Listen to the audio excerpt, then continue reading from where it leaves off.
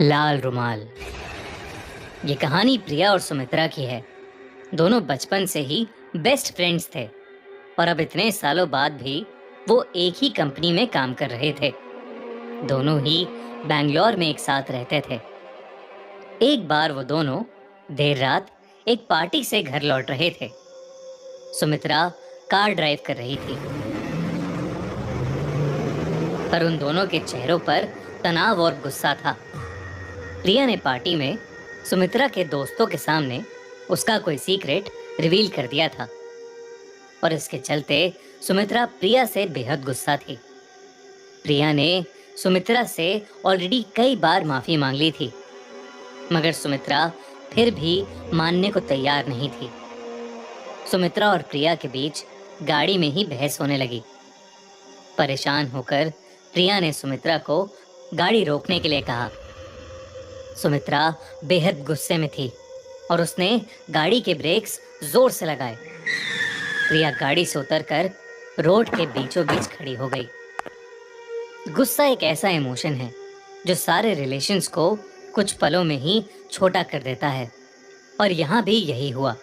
गुस्से में सुमित्रा ने अपनी बचपन की दोस्त को आधी रात में एक सुनसान सड़क के बीचों बीच छोड़ दिया और वहां से गाड़ी लेकर चली गई। प्रिया ने जैसे ही सुमित्रा को गाड़ी से दूर जाते देखा, उसकी आंखों में आंसू आ गए। उसने किसी तरह अपने आप को शांत किया और फोन से कैब बुक कराने की कोशिश करने लगी, पर उस सुनसान एरिया में कोई कैब्स अवेलेबल ही नहीं थी। रात के कुछ 2 बज चुके थे। प्रिया ने रोड पर ही चलना शुरू कर दिया। उसने सोचा कि थोड़ा आगे चलकर शायद उसे कोई ऑटो या टैक्सी मिल जाएगी। अपने फोन में नजरें गड़ाए प्रिया रोड पर चल रही थी कि तभी उसका पैर कीचड़ में पड़ गया। प्रिया का पूरा पैर उस गंदे कीचड़ में डूब गया था। लेकिन एक अजीब बात थी, वो कीचड़ सड़क के नॉर्मल कीचड़ जैसा नहीं था, बल्कि बेहद चिपचिपा और गाढ़ा था। और तो और उस कीचड़ में से काफी बुरी बदबू आ रही थी। प्रिया ने इधर उधर देखा तो उसे रोड के साइड पर एक लाल रुमाल पड़ा मिला। प्रिया ने उस रुमाल से अपने पैरों को अच्छे से साफ किया और उस रुमाल को वहीं फेंक कर वो आगे चलने लगी। कुछ ही दूर चलते हुए प्रिया को ऐसा सुनाई पड़ा कि जैसे कोई उसकी तरफ तेजी से भाग कर आ रहा हो। प्रिया ने तुरंत ही पलट कर देखा, पर वहां कोई था नहीं।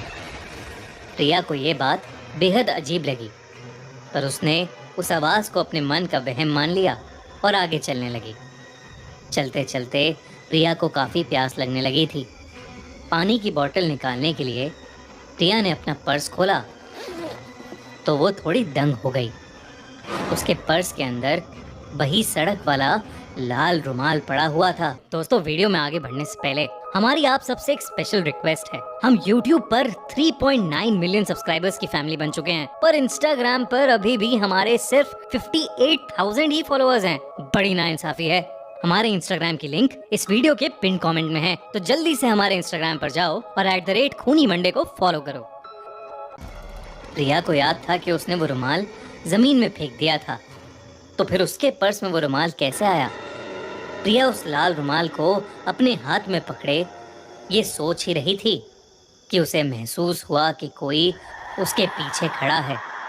प्रिया जब मुड़ी तो उसके एकदम पास तो कोई नहीं था, लेकिन थोड़ी दूरी पर ही एक पेड़ के पीछे से एक आदमी प्रिया को देख रहा था।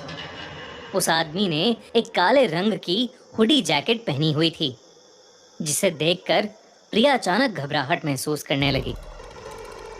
वो आदमी दूर एक पेड़ के पीछे से उसे देखे जा रहा था। प्रिया उसकी शक्ल तो साफ साफ नहीं देख पा रही थी, मगर उसे वो आदमी किसी नॉर्मल इंसान की तरह तो बिल्कुल नहीं लग रहा था। सहमी सी प्रिया ने उस रुमाल को वहीं फेंका और अब वो तेज कदमों से आगे चलने लगी। प्रिया अब अपने गुस्से को भूल गई थी और डर के मारे वो सुमित्रा को फोन मिलाने लगी। पर उसका फोन लग ही नहीं रहा था।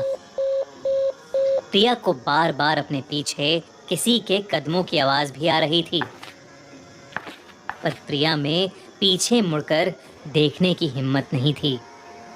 वो इतनी ज्यादा डर गई थी कि वो रोने लगी, और अब की बार उसकी आंखों से जो आंसू आए वो रोके नहीं रुके। प्रिया के फोन में नेटवर्क नहीं आ रहा था, और उसके पीछे चल रहा आदमी उसकी जान के लिए खतरा भी हो सकता था।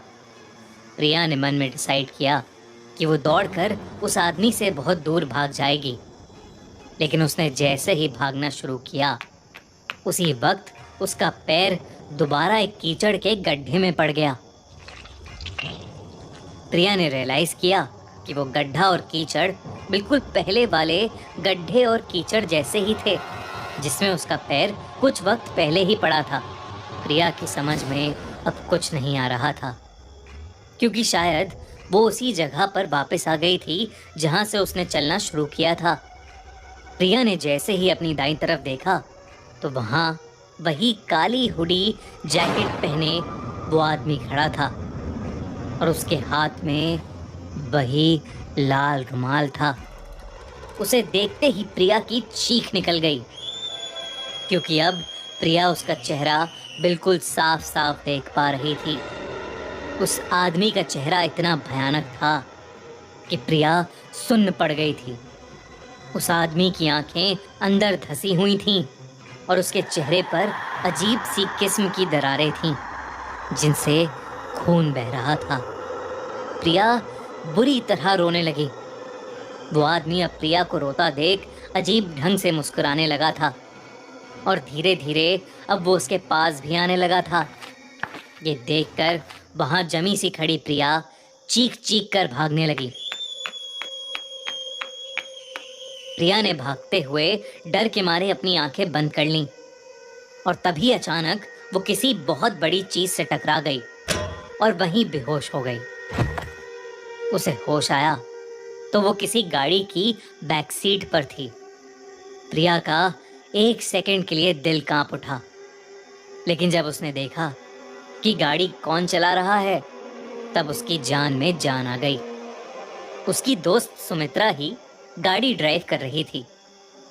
सुमित्रा ने बताया कि उनकी लड़ाई के बाद सुमित्रा को कुछ दूर जाकर प्रिया की चिंता होने लगी थी। आखिर वो दोनों बेस्ट फ्रेंड्स थे, और जब प्रिया का फोन आउट ऑफ नेटवर्क गया तो सुमित्रा और भी ज्यादा परेशान होने लगी थी। इसलिए सुमित्रा ने उसी वक्त प्रिया को वापस लाने के लिए अपनी गाड़ी मोड़ ली थी। सुमित्रा ने उसे बताया कि प्रिया भागती हुई उसकी गाड़ी से टकरा गई थी।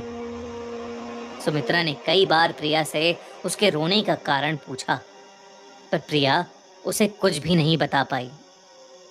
प्रिया को कभी समझ नहीं आया कि उसके साथ क्या हुआ, और शायद इसीलिए प्रिया आज भी उस घटना के बारे में बात नहीं करती।